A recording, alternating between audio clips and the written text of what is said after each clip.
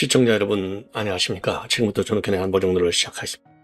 자, 여러분들 말이죠. 이제 통일교 누수가 모든 언론을 도배하고 있어요. 자, 제가 말이죠. 한 두세 시간에 걸쳐서 통일교 관련 뉴스를 전부 다 읽어봤습니다. 저 마치 예비고사 시험 공부할 때 그냥 딸딸 외우듯이 전부 다 해봤는데 하여튼 뭐 비슷비슷한데요. 조금 차이도 있고요. 그래서 큰 틀에서 팩트 중심, 그리고 이제 논평은 최소한도 간단하게. 왜냐면요.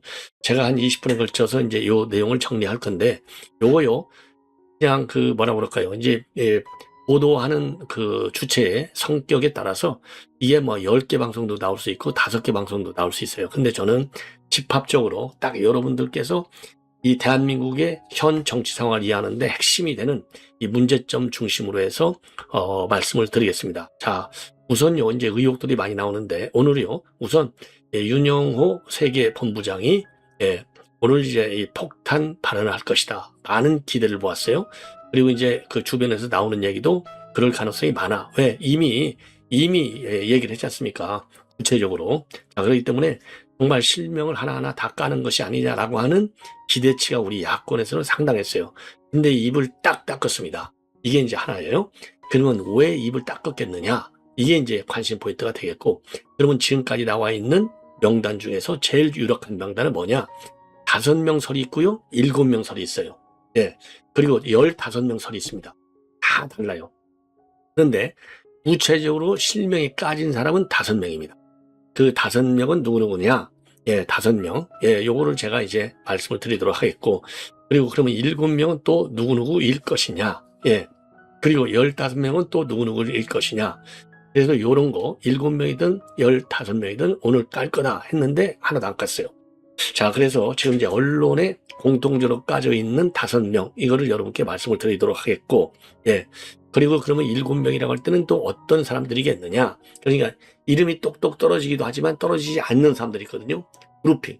문재인 정권 사람, 이재명 정권 사람, 예, 그리고 윤핵관, 이렇게 해서 7명이 나온다는 겁니다. 그래서 이 7명을 VIP 선물 리스트라 이렇게 불리고 있어요. 예. 그래서 이제 윤영호와 관련돼서 이거고, 그리고 윤영호 본부장이 오늘 최후 진술을 했습니다. 최후 진술. 그리고 검찰에서는 도합 4년을 구형했습니다. 자, 그래서 윤영호 본부장과 관련해서 내기를 나누고, 그 다음에 또 하나 이제 중요한 것은, 그러면 이재명이는 왜 이렇게 초강경 입장을 내놨느냐? 예, 해산하라고 했다가 지휘관을 막론하고 엄정하게 수상을 했다 한 거예요. 그러면 이 의도가 뭐냐?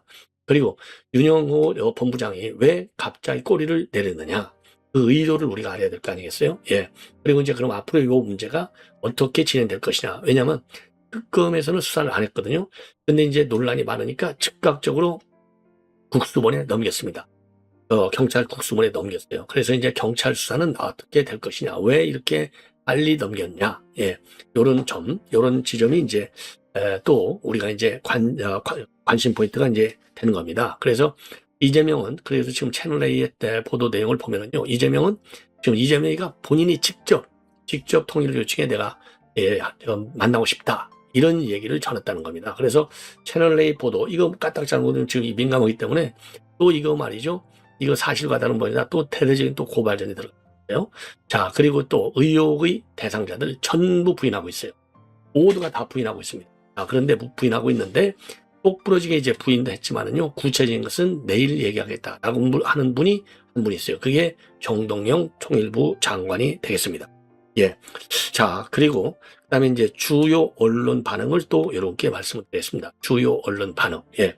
레거시 미디어 중심으로 해서 주요 언론 반응을 말씀을 드립니다. 자, 이렇게 해서 본 방송을 여건하게 됐고요. 그러면 맨 먼저 말이죠.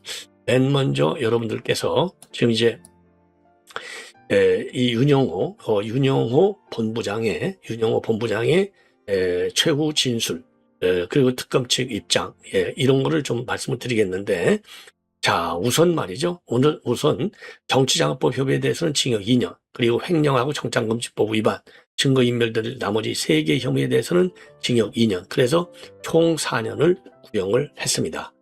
자, 그래서 윤영호 이 본부장의 오늘 발언은요, 우선요, 그러니까 이제 이 방어권이 제대로 두지 않은 거, 그 다음에 이제 방어권이 제대로 보장받지 않은 거, 그리고 별건 수사에서 증거가 위법하게 수집되고 있다는 점, 그리고 또 이제 가정이 이제 굉장히 파탄이 돼서 했다고 하는 점, 또 울먹이기도 했다는 이런 그 보도가 나오고 있습니다. 자, 그래서 윤영호 본부장의 입장을 말씀을 드리겠습니다. 그리고 이제 지금 이제 검찰 측 입장도 여러분께 또 말씀을 드려야 되겠죠. 검찰 오늘 특검 측 입장이 되는 것이죠. 자, 그래서 이제 뭐 얘기할 게 너무나 많아요. 그리고 이제 경찰에서의 입장도 또 여러분께 말씀을 또 드리겠습니다. 경찰, 왜냐면 이제 경찰로 넘어갔잖아요. 이게 경찰로 넘어갔지 않습니까? 자, 그래서 지금 여러 이제 보도 매체마다 조금씩 많이 달라요. 자, 그래서 오늘 먼저 특검 측 입장을 말씀을 드리겠습니다. 징역 4년, 그리고 내년 1월 28일 날 선고를 하게 됩니다. 자, 특검 측에서는 정치자금법 아까 말씀드린 대로 위반 2년, 나머지에는 징역 2년. 그래서 피고인은 통일교의 세력 확장과 자신의 영향력을 확대하기 위해서 정치 세력과 결탁했다. 대의민주주의를 훼손하는 중대한 범죄이며 국민들의 신뢰가 송두리째 흔들리는 중대한 결과가 초래됐다. 그리고요, 피고인의 행위로 공적 업무의 공정성이 흔들리는 결과를 초래한 점, 조직적으로 증거를 인멸하고 형사사법 시스템을 교란한 점을 고려했다라고 밝히고 있습니다. 그리고 윤영호 이제 본부장은 최후 진술에서요, 육체적으로 정신적으로 한계 상황에 도달해 쓰러져 정신없을 때도 있었지만, 정신을 잃을 때도 있었지만은 최선을 다해 수사에 임해왔고, 수사에 협조한 대가는 너무나도 가혹하고 참혹했다. 이제 4년 구형을 받았다 이거죠. 그리고 가장 참혹한 것은 신앙 공동체였는데, 지난 12월 압수수색이 시작하자 기관장, 목회자, 공직자 등의 소위 뿌리 자르기로 개인을 일탈이라고 발표했다. 세상의 빛과 소금의 역할을 감당해야 할 교단이 뿌리 자르기를 목표로 진술을 왜곡했다. 그러면서요, 이 모두가 죄업보이며 감당해야 하는 일이라고 생각했고, 특검 수사와 재판에 일관된 진술로 임했던 것은 일종의 투쟁이었다. 그리고 교단의 명령에 따라 적합하지 못한 행위로 사회적 물을 일으킨 점을 깊이 반성한다. 이렇게 덧붙였습니다. 그리고 특검이 기소한 혐의 가운데 개인의 사적 동기와 관련된 것은 없다. 얘기는 오로지 통일교를 위해서 했다는 거가 되겠죠. 그리고 절대신앙, 절대복종이라고 하는 신앙의 자세로 교단의 비전을 이뤘고 그 명령을 이루기 위해 살았다. 오직 교단을 위해 일했다. 그러니까 로비한 것도 전부 교단을 위해서 한 거지 사적인 이익을 위해서 한 것은 하나도 없다. 근데 왜 나를 꼬리 자르게 했느냐? 굉장히 심한 배신감을 느끼는 대목이라고 하겠습니다. 자, 그래서 이제 선고를 제외하고 공판 절차가 마무리돼 증거인멸과 도주의 우려가 없는 상황이다. 신변의 위협을 받는 가족을 잠시 지키고 나머지 재판을 받도록 보석을 허가해 주기를 간곡히 부탁을 드린다. 이렇게 얘기하고요. 이 명단은 일체 얘기를 안 했습니다. 명단은 일체 얘기를 안 했어요. 자, 그런데 말이죠. 이제 오늘 이제 이렇게 해서 이제 최후 진술도 했고요. 그리고 이제 윤영호 이 최후 진술 가운데 특별히 이제 강조할 부분 중에 하나는 꼭 말씀드리고 싶은 건가 있는데 그게 뭐냐? 특검의 위법 수집 증거를 문제 삼았어요. 왜냐하면 증거가 위법으로 수집됐다? 이거 전부 무죄가 될 수도 있어요. 그래서 일련의 사건 과정들을 통해 적법 절차 수사의 중요성을 온몸으로 직접 체감해. 아무리 특별한 정치적 국면이 있더라도 적법 절차는 우선적으로 존중이 되어야 한다. 이렇게 입장을 내놨습니다. 자, 그리고요, 변호인도요, 특검이 작년에 서울 남부지검에서 청탁금지법 혐의로 압수한 증거를 폐기하지 않고 보관하고 있다가 윤영호 씨를 추궁해 혐의와 관련 없는 범죄까지 기소했다. 이 점을 폭로했습니다. 그러면서요, 특검은 김 여사에게 목걸이를 전달했다는 범죄 사실에 관해서만 영장을 발부받았기 때문에 나머지 증거는 모두 폐기해야 된다. 옳은 얘기죠. 근데 그러지 않더라. 그러면서 이것은 형법에서 정한 영장주의 원칙에 위배된다. 이렇게 입장을 내놨습니다. 그래서요, 지금 윤영호 씨가 말이죠. 이번 이 위법 수집 증거를 지적한 것은 이번이 처음이 아니라고 합니다. 그러면서 말이죠. 그러니까 이제 예를 들어서 특검이 말이죠. 윤영호 씨의 정치자금법하고 청탁금지법 위반 혐의로 기소하면서 윤영호 씨의 부인이자 통일교 재정국당을 지낸 이모 씨의 휴대전화에서 발견된 현금 상자 사진, 그리고 윤영호 씨의 다이어리 메모 이런 것을 압수했는데 이 증거는 권성동 의원을 갖다가 정치자금법 위반 혐의로 구속 기소하는 데 사용된 거예요. 그래서 지금은요, 이 사진과 다이어리 기재 내용을 토대로 해서 금품이 권성동한테 전달됐다, 이렇게 판단한 겁니다. 자, 그래서 이와 관련해서 윤영호 씨는요, 특검이 제시한 이런 증거는 증거 능력이 없다. 왜냐? 해당 증거는 남부지검이 건진법사 전정배 씨하고 김 여사 금품 의혹을 수사하기 위해서 압수한 건데, 왜 이거를 특검이 벌건 수사인 권성동 의원의 정치장법 위반 혐의에 사용했냐 이거죠. 이건 당연히 이건 잘못된 것이죠. 자, 그리고 또 하나, 그 윤영호 본부장이 지적하고 있는 것 중에 하나는 수사 과정에서 방어권을 제대로 보장받지 못한 점을 강력히 어필하고 있습니다. 자, 그래서 방어권 행사를 위해서 윤영호 본부장이 특검에 다이어리를 반환받아서 확인할 수 있게 해달라고 요청했는데, 특검은요, 9차례 조사를 모두 마친 후에야, 공소제기 직전에야 이 다이어리 사본을 교변해 줬다는 겁니다.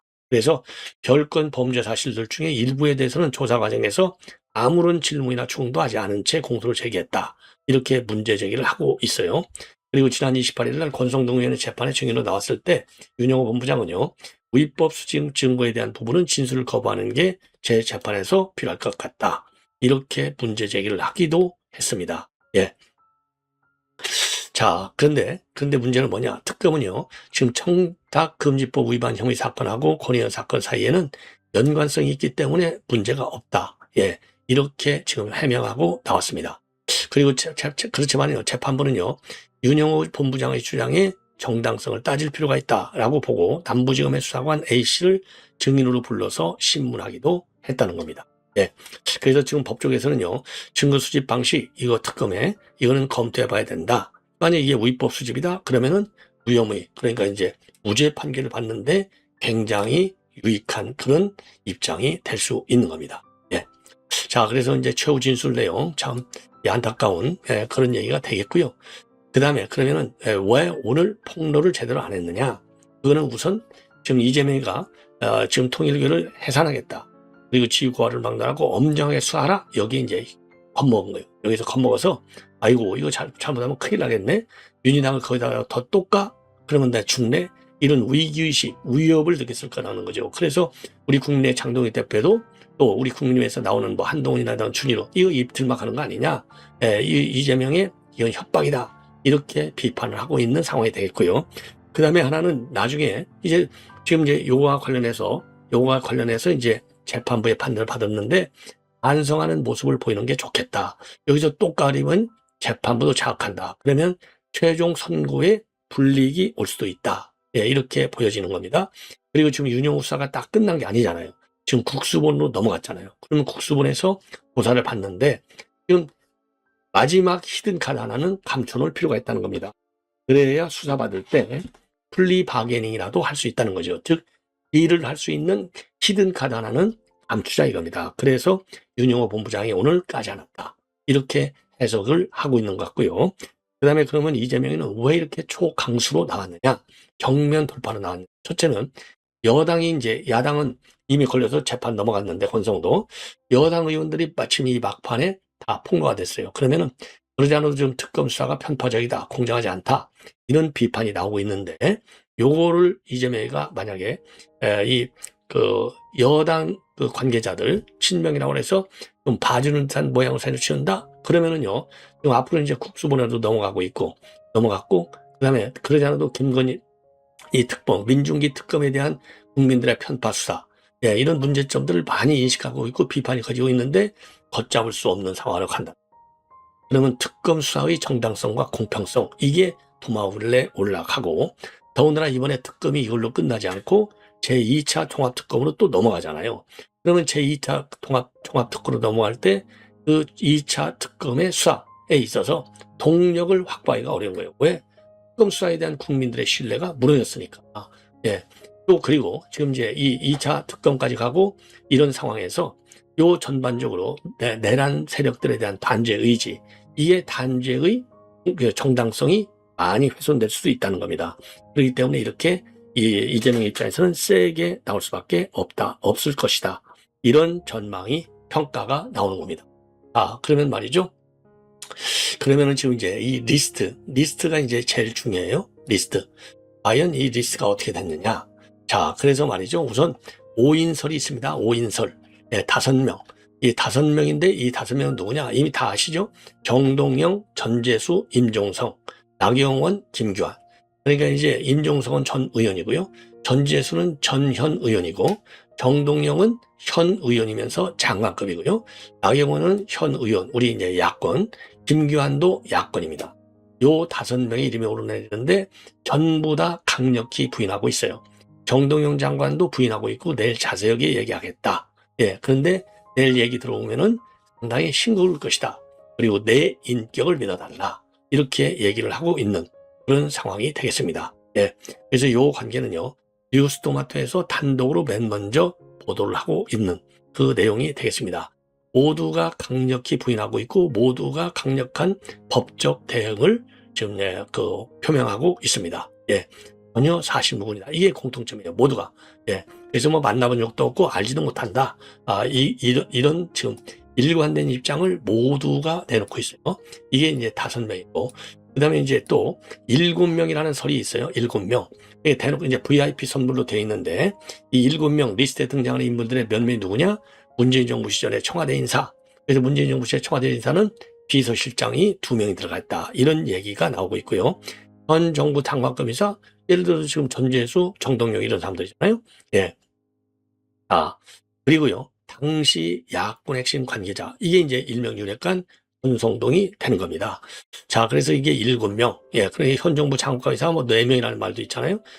문재인 정부 청와대 인사가 2명, 6명이죠. 여기에다가 윤핵관 권성동. 그러면 7명 딱 떨어지는 겁니다. 자, 그래서 이 다양한 설들이 있다는 점도 여러분께 말씀을 드리는 겁니다.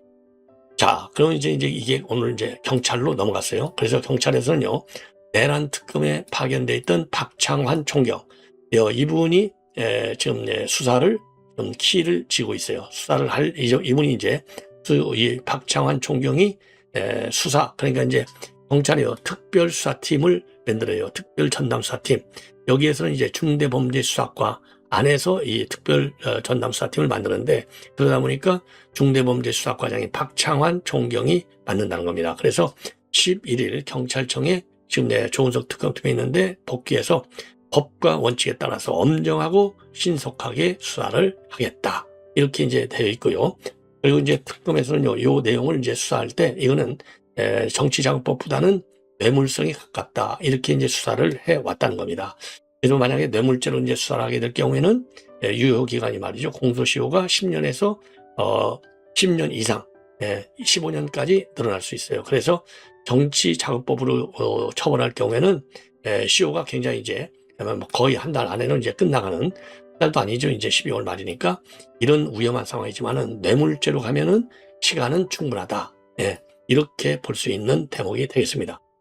자, 그래서 말이죠. 여러분들 잘 아시다시피 지금 이 정도가 되면 왜 이재명이는 이렇게 초강경으로 나왔는지, 윤영호 본부장은 왜 이렇게 이제 다 깔려다가 안 깐 건지 여기까지 여러분께 자세히 말씀드렸고, 지금 법조계에서는요, 지금 특검 이거 수사 잘못했다, 이런 비판적 반응이 상당합니다. 비판적 반응이 상당해요. 그래서 이와 관련해 가지고 말이죠, 지금 제가 자료 화면을 하나 이제 여러분께 보여드리겠는데, 우선요, 채널 A 보도 내용을 여러분께 이제 우선 그대로 들려드리겠습니다. 이거 굉장히 중요합니다. 그래서 요걸 보시면요, 여기서 뭐라고 했냐면, 자, 이게 이 부회장이라는 사람이 있고 윤 본부장이 있는데 뭐라고 했냐면, 근데 이재명이가 직접 연락 왔어요. 직접 연락 왔다는 거예요. 직접 총재님을 뵙겠다고 연락이 왔다는 거예요. 제가 지금 정진상 쪽에 확인하겠습니다. 그러니까 이제 부회장이 그렇게 얘기를 하는 겁니다. 채널 A의 단독 보도 내용이 되는 겁니다. 이게 무지하게 중요한 내용이에요. 그래서 요 단독 보도 내용을 여러분께 말이죠, 여러분께 제가 그대로 그래서 윤영호 전 본부장이 폭로가 이어졌는데, 이 특검은 왜 진술을 듣고도 수사를 멈췄을까요? 수사팀은 뇌물죄 적용이 가능하다고 보고를 했지만 이 민중기 특검의 반응은 수사 대상이 되느냐는 반문이었던 걸로 전해집니다. 김준 기자의 단독 보도입니다. 지난 8월 김건희 특검에 출석한 윤영호 전 통일교 세계본부장, 여야 정치인들에게 금품을 제공했다는 취지로 진술하고 민주당 소속 의원 2명과 제1야당 비례대표 의원 1명이 대상이었다고 지목했습니다. 수사팀은 윤 전 본부장 진술을 기록해 수사 보고서를 만들었고 바로 담당 특검보와 민준기 특별검사에게 보고한 걸로 파악됐습니다. 당시 수사팀은 뇌물죄 적용이 가능한 사안으로 판단했던 걸로 전해집니다. 대가성이 의심되는 금품이라 수사 필요성이 있다고 판단한 겁니다. 민준기 특검은 수사팀의 보고를 받고 수사 대상이 되느냐며 수사 요건을 검토해보라고 지시한 걸로 파악됐습니다. 수사팀 내에서도 수사 대상이 된다는 의견과 외부로 이첩할 사안이란 의견이 엇갈리면서 관련 의혹에 대한 특검 수사는 시작되지 못했습니다. 윤 전 본부장 진술 이후 약 3개월 동안 수사 착수도 타 수사기관으로의 사건 이첩도 이루어지지 않았습니다. 특검은 특검 파견 검사 상당수가 검찰로 복귀한 지난달 초쯤 사건 번호라도 부여해놔야 한다는 검사들 의견을 반영해 서류상 입건 절차를 마친 걸로 전해졌습니다. 채널A 뉴스 김지윤입니다. 자, 이렇게 해서 지금 이게 이제 일파만파로 이제 커지고 있는 상황이다. 이런 말씀을 드리지 않을 수 없습니다. 자, 그래서 통일교 게이트가 이재명 정권을 끌어내리는 지옥문이었다. 예, 이런 얘기까지 지금 나오고 있는 상황이 되겠습니다. 자, 이 정도로 해서 이 지금 내용을 드렸고요. 그 다음에 지금 이제 이 주요 언론의 이 사설 동향을 말씀을 드리면 우선 조선일보 사설은요, 이재명 민주당 통일교 스캔들 때마다 통일교 해산을 압박했다. 예. 자, 그래서 이 사설을 보면은요, 지금 이제 종교단체의 불법 행위가 해산 사유가 될 만큼 심각하다면 민주당이 받은 통일교 돈도 마땅히 밝혀져야 된다. 지금 야권에서는 이 대통령이 통일교의 해산을 위협해 통일교가 민주당 관련 폭로를 하지 못하도록 입을 막고 있는 것이라고 주장했다. 실제 그런 궁금증을 낳고 있다. 이렇게 비판적 보도를 하고 있고요. 그리고 이제 동아일보는요, 우위법 종교단체 해산, 통일교 재판 결과 보며 신중한 접근을 이렇게 좀 보도를 하고 있는데, 자, 종교와 정치의 분리를 명시한 헌법 20조는 종교의 정치 개입을 철저히 금지하는 동시에 국가가 종교의 자유를 최대한 보장하라는 취지도 함께 담겨 있다. 그런 만큼 정부는 종교단체의 해산 문제에 신중히 접근할 필요가 있다. 우선은 통일교 등 통교단체가 관련된 재판을 지켜보면서 법원이 최종 판단을 내린 뒤 그에 따라 정부가 합당한 조치를 취하는 것이 바람직할 것이다. 자, 그리고요, 지금 이제 문화일보에는 통일교 게이트 성역 없이 바뀔 진짜 특검이 필요하다. 이런 취지의 사설을 싣고 있습니다. 자, 그래서 요걸 보면 말이죠. 네, 민중기 특검은 여당 관련 진술은 특검법상 수사 대상이 아니라고 판단했다고 하지만은 기소한 24명 중 16명은 김건희 씨와 연관성이 없는 별건 수사로 기소한다. 그러면서요, 무엇보다 지난 8월에 이런 구체적인 진술과 녹취 파일 등을 확보하고도 최근에야 경찰청 국수본에 넘긴 것은 직무유기 지적을 받기에 충분하다. 이런 와중에 이 대통령은 지난 2일에 이어 9일에 국무회에서 다시 종교단체 해산을 언급했다. 조원철 법제처장은 헌법 문제라기보다는 민법 제38조 문제라고 했고, 실제로 헌법엔 종교의 자유 제20조만 규정돼 있다. 민법에 따라 종교대단 설립 허가 취소 등이 가능하지만 최종적으로는 사법부의 판단에 좌우될 것이다. 그럼에도 이 대통령은 정당한지 아닌지는 소송하면 될 것이라고 했다. 너무 거친 발언이다. 특검 직무유기 여부를 포함해 성역 없이 진실을 밝힌 정치 편향 의혹에서 벗어난 진짜 특검이 필요한 상황이다. 예. 문화일보의 사설이 되겠습니다. 자, 이렇게 해서 말이죠. 지금 이제 모두가 비판적인 입장이 되겠습니다. 그리고 정동현 장관도요, 지금 뭐라고 얘기했냐면 내일 입장문을 발표하겠다. 예. 그래서 그 문제에 대해서 간단한 사실관계를 분명하게 말씀드린다. 아마도 싱거운 내용이 될 것이다. 저의 인격을 믿으시다. 이렇게 해서 입장을 내놨는데, 구체적으로 지금 금품 수습 여부에 대해서는 말하지 않았습니다. 예. 그리고요, 지금 이제 우리 이제 이종석 국정원장도 거론이 되고 있는데, 이종석 국정원장 세종연구소에 이제 쭉 있었잖아요. 그때 지인과 동행하에 딱 한 번 만났다. 북한 문제를 얘기하겠다고 해서 딱 한 번 만났을 뿐이고, 그 이전 이후 단 한 번도 추가적으로 만난 적이 없다. 그래서 딱 잘라서 부인하고 있습니다.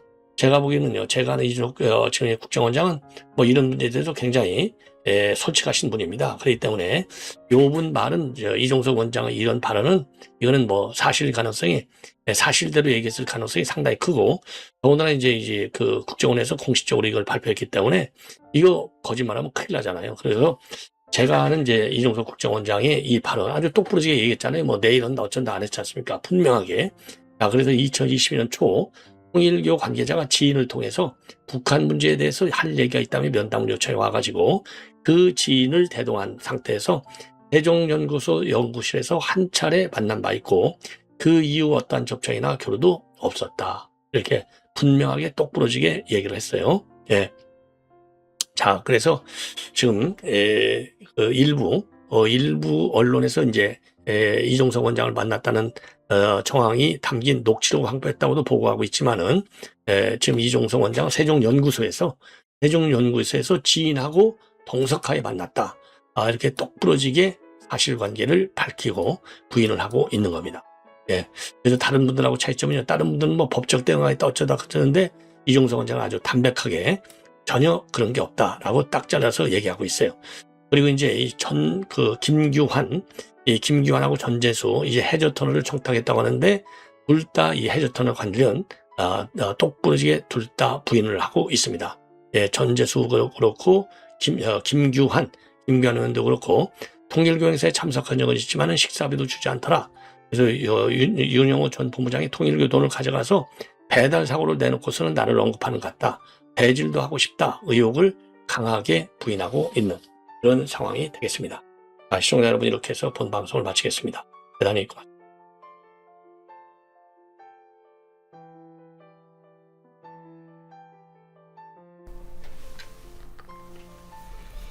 시청자 여러분 안녕하십니까. 1월 17일 천옥현의 안보 정론을 시작하겠습니다. 저는 현재 자유한국당의 서초갑 당협위원장을 맡고 있습니다. 죄송하지만 시청자 여러분, 구독 버튼을 눌러주시고 시청해 주시면 감사하겠습니다. 지금 말씀드릴 주제는 김정은이의 서울 답방과 관련된 내용을 제가 분석해 드리겠습니다. 이유인즉슨 지금 미국 간의 2차 정상회담이 이제 가시권에 들어왔지 않습니까? 그러다 보니까 작년 연말까지 김정은이의 답방을 추진하려 했던 정부의 노력이 사실 무산됐거든요. 그렇기 때문에 어쨌든지 간에 현 정부는 가능한 최대한 빠른 시간 안에 이렇게 미뤄진 김정은이의 답방을 서둘러 추진할 가능성이 상당히 높아졌다고 봅니다. 그렇기 때문에 일부 언론에서도 김정은이의 답방 시기가 언제냐 하는 보도들이 이제 서서히 나오고 있는 것 같습니다. 그래서 제가 시청자 여러분들, 특히 제 방송을 사랑하시는 시청자 여러분들의 궁금증을 풀어드리는데 조금이라도 도움이 되도록 하기 위해서 제가 한번 미리 방송을 하고 있는 것입니다. 먼저 결론적으로 보면 저는 김정은이의 서울 답방을 현 정부가 대외적으로 뭐라고 얘기하든지 간에 최대한 땡기려고 하는 생각을 가지고 있음에 분명하다. 이렇게 판단을 하고 있습니다.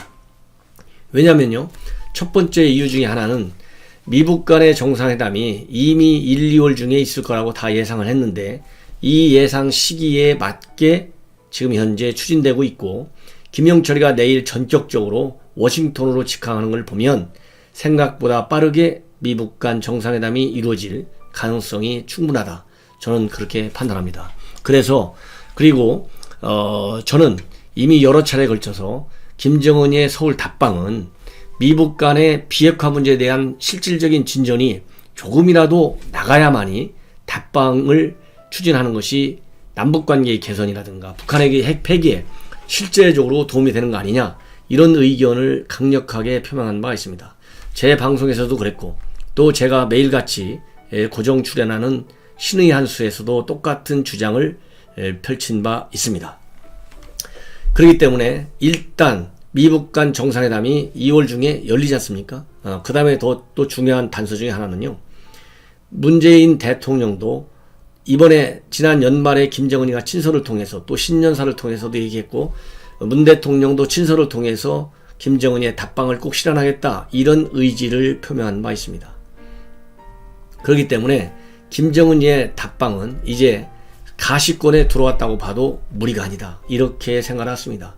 그리고 더 중요한 것은 현 정부가 특히 이 대통령이 다음 3.1절 행사는 바로 100주년이 되는 날이지 않습니까? 1919년이니까 이 100주년 기념행사의 성격을 국내 정치적으로 최대한 활용해 보겠다는 의지가 굉장히 강합니다. 그래서 작년 7월에 이미 이런 그 100주년 기념행사 이걸 하는데 이 100주년 기념행사를 남북 공동으로 추진하겠다. 이런 거를 이미 대외적으로 발표를 했고 특히 지난 4월 제1차 남북 정상회담에서 문 대통령이 김정은이하고 합의를 했습니다. 남북 간의 공동 기념 사업을 추진하자. 그렇기 때문에 충분히 예견할 수 있다. 이렇게 3.1 100주년 행사에 관해서 현 정부가 이렇게 위원회는 아까 말씀드린 대로 이 대통령 직속기관으로 설치해버렸어요. 그 정도로 100주년 행사의 정치적인 의미를 최대한도 부각시켜 보려고 하는 것이거든요. 그래서 현 정부, 민주당 정부는 이 100주년, 건국절 100주년하고도 연결시키지 않습니까? 그러면서 보수 진영으로부터 상당한 비판을 받은 바 있죠. 민주당 현 정부 여당에서는 임시정부를 갖다가 대한민국 건국일로 이렇게 삼으려고 하고 그건 아니다.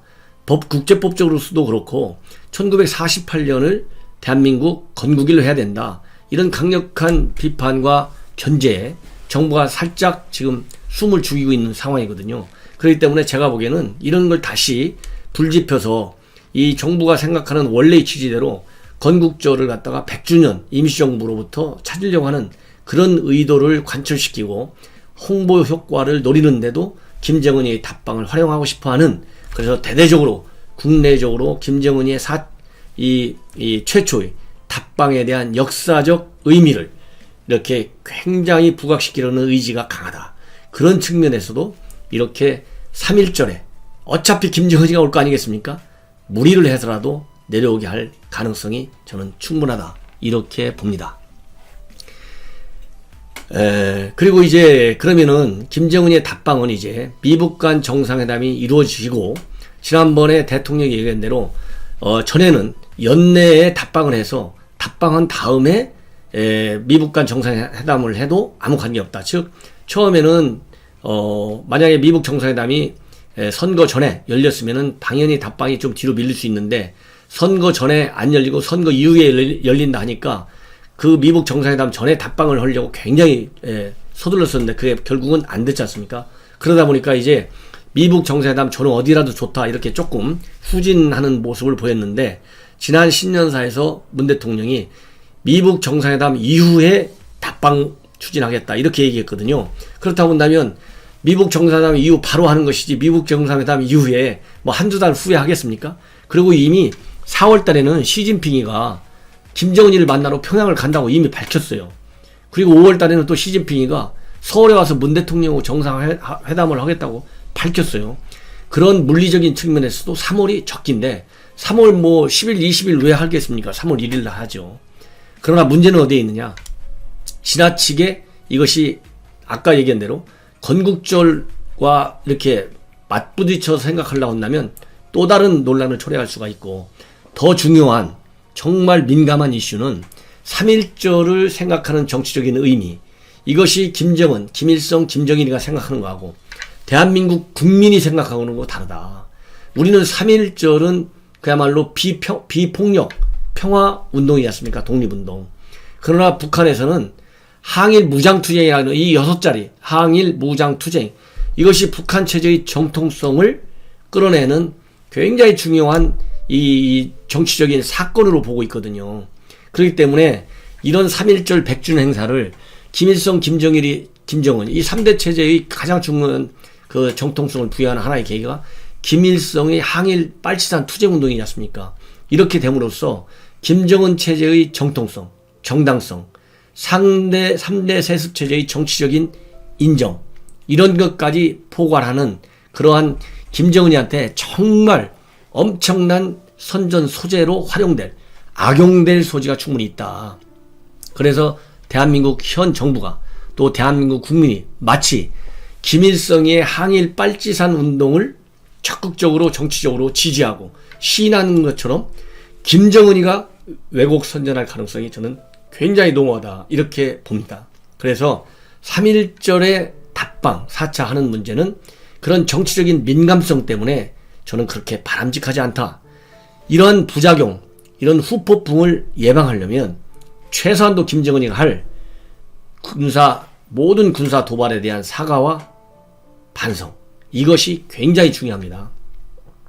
그 다음에는 비핵화의 실질적인 진도를 나가야 되고요. 그 다음에 탈북자들의 인권, 최소한도 북한 주민 인권을 보호해야 된다는 원칙적인 얘기는 제가 여러 차례 했기 때문에 다시 반복할 필요가 없고, 탈북자들을 더 이상 압박하지 말아라. 체포하겠다, 살해하겠다, 이런 암살하겠다, 이런 거 국내 좌파단체 하는 거 거기에 편성하지 말아라. 김정은이가 이미 선전 매체를 통해서 부안해동 하는 그런 조짐을 이미 보였지 않습니까? 지난 연말에. 이런 거 딱 그만둬야 된다. 이거를 우리 국민들한테 약속해야 됩니다.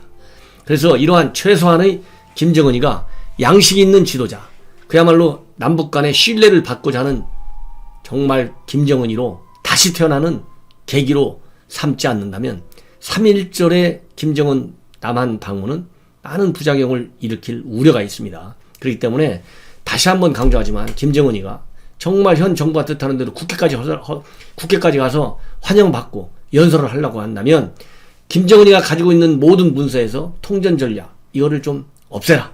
분명하게. 그리고 핵 경제 병진 노선 지난 4월 달에 한 것은 핵 경제 병진 노선의 포기가 아닙니다. 그거를 끝까지 완성시키겠다는 겁니다. 이미 단국대학에서 AI 아시죠? 이 단국대학에서 이미 여러 가지 국제정치 이론을 통해서 텍스트 마이닝이라든가 이 다이내믹 시스템 이런 이론을 통해서 분석해 본 결과 핵 경제 병진 노선을 더 단단히 조이고 있다. 이렇게 이론적으로 봐도 그게 나와 있어요. 이 이론적인 분석을 통해서도.